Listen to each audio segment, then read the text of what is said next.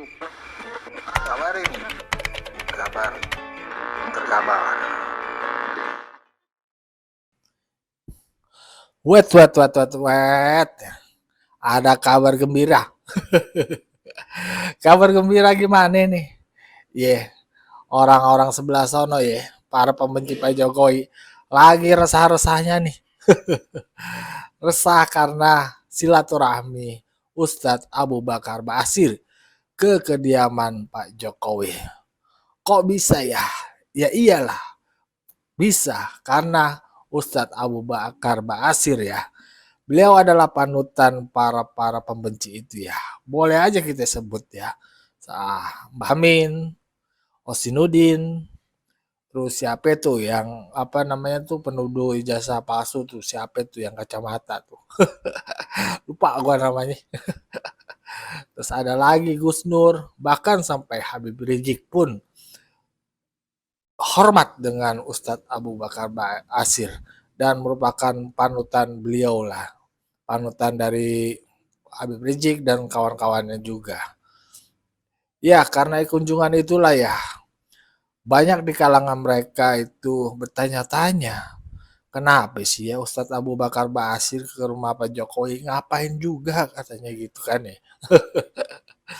Bahkan nih ya, yang terbaru nih di Bang Edi Channel itu membongkar bahwasannya bagaimana Hosinudin kecewa berat dengan apa yang dilakukan oleh Ustadz Abu Bakar Basir, yaitu melakukan silaturahmi dengan Pak Jokowi. Karena itu menurutnya akan memperkuat Pak Jokowi. Karena Pak Jokowi saat ini sedang dirudung banyak masalah. Menurut Kosinudin begitu kira-kira. Nanti jelas ya gue kasih tahu videonya ya. Nanti lo bisa simpulkan sendiri ya. Dan kita juga tahu ya, kemarin bahkan Mbah Amin yang jarang sekali muji Pak Jokowi, bahkan bukan memuji kinerja atau lainnya. Menyebutkan nama Pak Jokowi aja dengan kata Pak Jokowi atau beliau. Itu jarang banget. Yang ada tuh dipanggil sama Mbak Amin sebelum-sebelumnya tuh Mukidi atau apalah itu banyak. Akhirnya Mbak Amin kemarin salut juga sama Pak Jokowi. Dan juga ngacungin jempol karena mau menerima Ustadz Abu Bakar Basir. Dan juga banyak orang bertanya-tanya, apa agendanya Ustadz Abu Bakar Basir nih ya? Tapi kali ini gue akan memberikan beberapa tayangan video ya. Bahwasanya Bang Edi itu membongkar bagaimana Hosinudun itu kecewa berat. Serta Pak siapa itu namanya yang penuduh ijazah palsu itu di Solo ya. Bagaimana videonya? Mari kita simak bersama. Let's go. Teman-teman, dengan saya Edi Mulyadi, apa kabar? Masih bicara soal kunjungan Ustadz Abu Kutai Utara Sumber Solo ya. Banyak menuai respon, tentu saja biasa pro kontra, positif dan negatif. Kemarin pagi teman saya Ahmad Hosinudin menelepon saya. Dia minta penjelasan kronologis atau apa sebab menyebutnya ya. Asal usul kenapa Ustadz Abu bisa berkunjung ke tempat Joko Widodo yang untuk memberi nasihat. Saya jelaskan memang saya sedikit banyak ikut andil karena pada tanggal 23 September malam di Pondok Pesantren Hidayatullah Surabaya, saya Ustadz Abu, kemudian Ustadz Mintarjo, Ustadz Samsudin, Ustadz Said Sungkar, dan Ustadz Saiful, asisten pribadinya, asprinya Ustadz Abu Bakar Basir, itu duduk-duduk di tempat yang sama. Saya dan Ustadz Abu dan rombongan sama-sama nginap di Pondok Pesantren Hidayatullah. Waktu itu waktunya habis maghrib, kita lagi makan atau ya di sela-sela makan malam lah gitu ya. Tiba-tiba Ustadz Abu mengatakan dia ingin menemui Jokowi untuk memberikan nasihat. Lalu secara eksplisit dia meminta saya, kamu bisa nggak tolong aturin saya ketemu ketemu Jokowi agar saya bisa diterima di rumahnya untuk memberi nasihat. Saya bilang siap, insya Allah Ustadz Abu saya usahakan.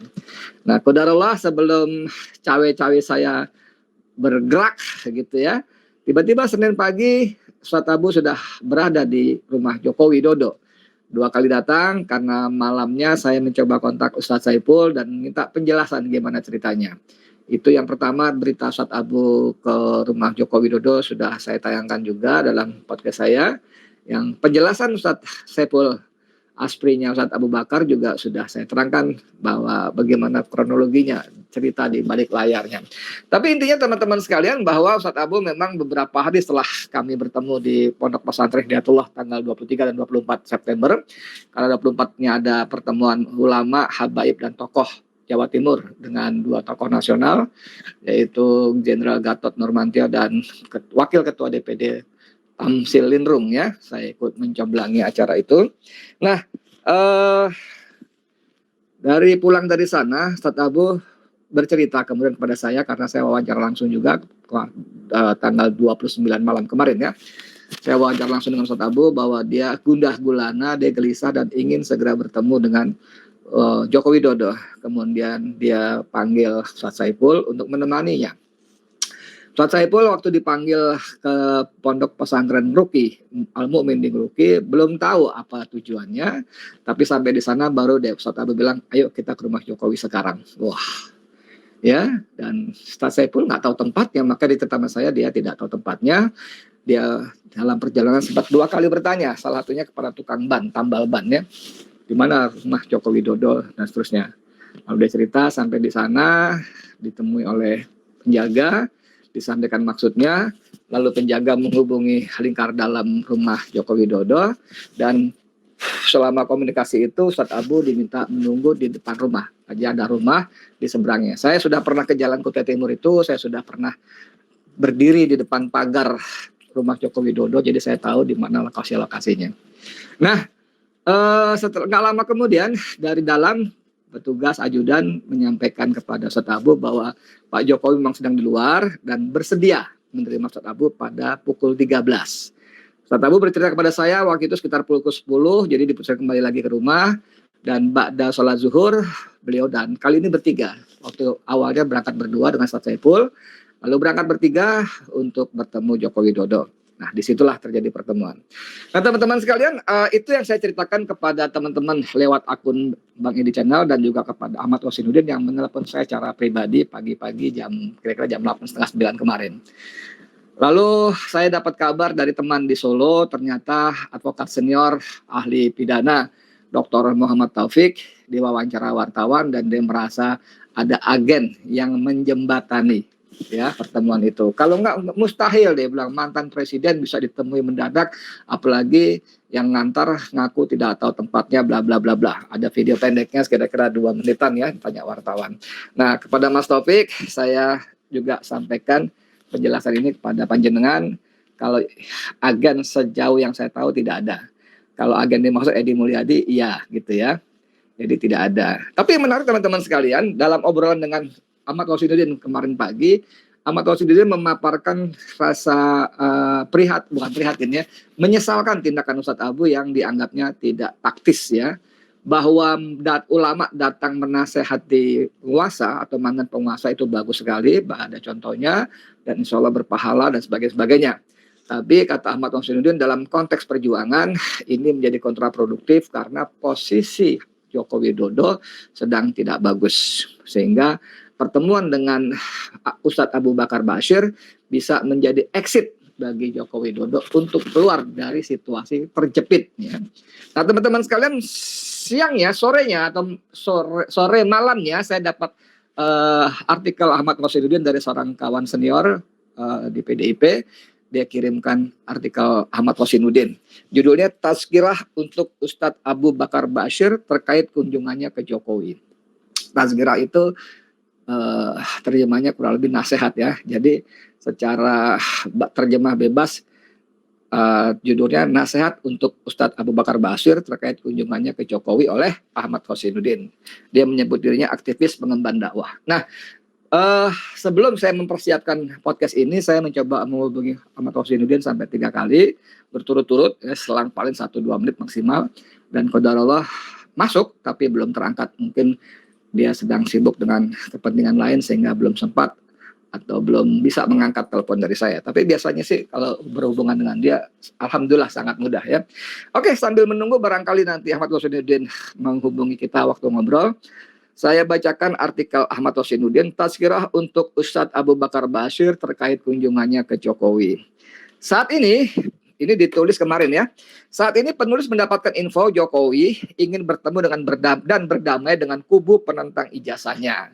Tentu bukan Roy Suryo, Rismon Sanipar, atau Tia Fauzia Tiasuma, melainkan sosok lain yang dianggap mempresentasikan diri sebagai penentang ijazah Jokowi. Nah, sosok lain ini Ahmad Rosinuddin cerita kepada saya, si Anu begini, tapi tidak elok kalau saya sampaikan obrolan saya dengan Ahmad Rosinuddin tentang sosok Anu ini ya dia. Lanjut aja ya. Nah, pihak yang akan bertemu Jokowi ini yang dianggap dan mengklaim penentang ijazah Jokowi tak mau bertemu karena akan dianggap mengkhianat. Ya, dia tahu diri tambahnya kalau dia bertemu dengan Joko Widodo, khawatir dia dianggap mengkhianat. Sebetulnya dalam obrolan itu Ahmad Rosinuddin percaya pada saya bahwa orang ini sudah dihubungi oleh orang Jokowi untuk di Jakarta, di Solo, atau di Singapura. Ya, kalau jadi pertemuan, saya kira akan memilih di Singapura karena tadi supaya menghindari sorotan publik sehingga tidak dituduh sebagai pengkhianat. Kenapa? Karena pertarungan antara Jokowi dengan rakyat yang mempersoalkan ijazahnya sudah semakin kencang, dan kita tahu posisi Jokowi sudah maju kena, mundur kena, serba salah, dan memang betul-betul kepepet. Dengan harapan pertemuan dengan orang tadi akan menjadi exit bagi Jokowi karena dicapai apa yang disebut dengan perdamaian, dan ujung-ujungnya Jokowi mendapat jalan keluar atau exit untuk mencabut gugatannya kepada para tokoh tadi. Ini penjelasan Ahmad Rosinuddin dalam telepon pada saya. Ya, begitulah kawan-kawan videonya ya. Bagaimana menurut sahabat-sahabat? Benarkah yang tadi gua tampilkan? Mereka itu sedang resah? Mungkin pikiran kita beda ya. Tapi gua meyakini dari gelagat sini pasti mereka itu kecewa apa yang dilakukan oleh Ustadz Abu Bakar Ba'asyir. Tapi kalau buat gua sih ya fine-fine aja lah ya. Malah bagus lah. Yang dulu benci jadi baik. Ya, kalau bisa begitu. Dan gua pernah dengar apa kata Ustadz.